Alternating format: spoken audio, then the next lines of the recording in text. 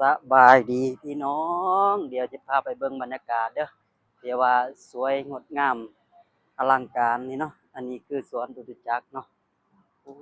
พี่น้องอันนี้คือหอนาฬิกาเนาะเบิ่งคนหลายแฮงเนาะเดี๋ยวเราสิไปย่างไปตลาดเนาะว่าเป็ดจะได้เนาะโอ้คนหลายแฮงพี่น้องเอ้ยมื้อนี้ก็เป็นวันหยุดของหลายๆคนเนาะก็เลยว่าอยากมาเบิ่งบรรยากาศเนาะตอนนี้กำลังหาทางออกไปตลาดเนาะโอ้ไปจังได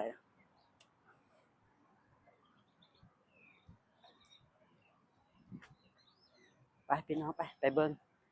อู้บรรยากาศพี่น้องเอ้ยลมลื่นยืนเสียนนี่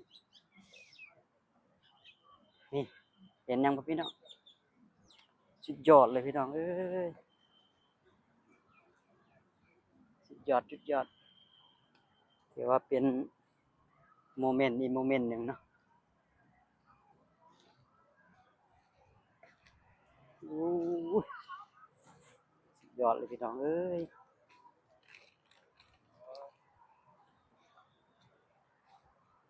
มาเบิ่งจุดหอนาฬิกานะอู้วิวใดเลยพี่น้องเอ้ยตรงนี้